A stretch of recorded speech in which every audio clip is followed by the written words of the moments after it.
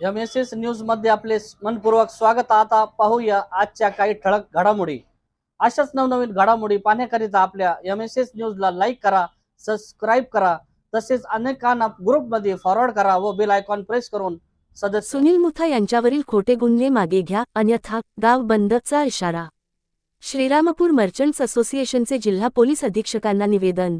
श्रीरामपूर, बेलापूर येथील सामाजिक कार्यकर्ते सुनील मुथा यांच्यावर राजकीय द्वेषातून आणि कोणत्याही शहानिशेशिवाय दाखल करण्यात आलेले खोटे गुन्हे तातडीने मागे घ्यावेत, या मागणीसाठी श्रीरामपूर मर्चंट्स असोसिएशन लिमिटेड आक्रमक झाली आहे। या संदर्भात असोसिएशनने अहमदनगरच्या अहिल्यानगर जिल्हा पोलीस अधीक्षकांना लेखी निवेदन देऊन आंदोलनाचा इशारा दिला आहे। निवेदनातील मुख्य मुद्दे। असोसिएशनने दिलेल्या निवेदनात म्हटले आहे की सुनील मुथा यांच्यावर अलीकडच्या काळात काही गुन्हे दाखल करण्यात आले आहेत, मात्र हे सर्व गुन्हे राजकीय दबावापोटी आणि पूर्वग्रहातून दाखल करण्यात आले असून त्यांचा वास्तव सत्याशी कोणताही संबंध नाही। या प्रकरणांची निपक्षपातीपणे आणि सखोल चौकशी केल्यास हे गुन्हे खोटे आणि अन्यायकारक असल्याचे स्पष्ट होईल, असा ठाम विश्वासही असोसिएशनने व्यक्त केला आहे। गाव बंदचा इशारा। व्यापारी संघटनेने प्रशासनाला इशारा दिला आहे की जर या निवेदनाची दखल घेऊन सुनील मुथा यांना न्याय मिळाला नाही तर लोकशाही मार्गाने गाव बंद आंदोलन करण्यात येईल। प्रशासनाने या गंभीर विषयाकडे तातडीने लक्ष देऊन योग्य ती कारवाई करावी, अशी मागणी करण्यात आली आहे।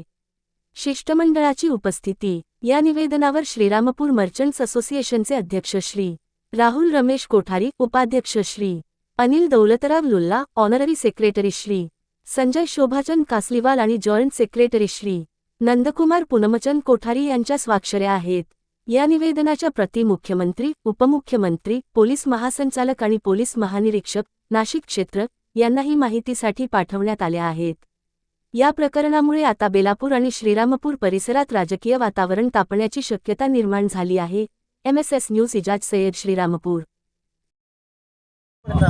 सुनील मुथाच्या दुकानामध्ये साधारण 1-1.25 महिन्यापूर्वी बॉम्ब शोधण्यासाठी पथक गेलेलं होतं आणि बॉम्ब शोधायला जाऊन त्यांनी त्या ठिकाणी गाड्यांचे नंबर लिहून घेतले आणि मग त्या गाड्या मालकांना राजकीय पक्षाच्या कार्यालयातून फोन गेले, त्या ठिकाणी साहेबाच्या ऑफिसातून फोन गेले।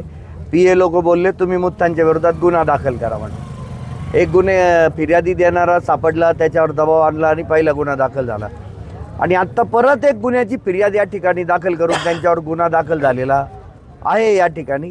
तर या संदर्भामध्ये अशा गुन्ह्यांच्या विरोधात खोटे गुन्हे मुथांवर राजकीय कारणातून दाखल होत आहेत, फक्त प्रकाश चित्ते बरोबर राहतो म्हणून आणि चित्तेंना मदत करतो म्हणून हा गुन्हा या ठिकाणी हे गुन्हे दाखल झालेले आहेत। याचा निषेध करण्यासाठी आणि दाखल झालेले गुन्हे सरकारने मागे घ्यावे, रद्द करावे, यासाठीचा हा निवेदन देण्याचा हा मोर्चाचा, छोट्याशा मोर्चाचा या ठिकाणी कार्यक्रम होता।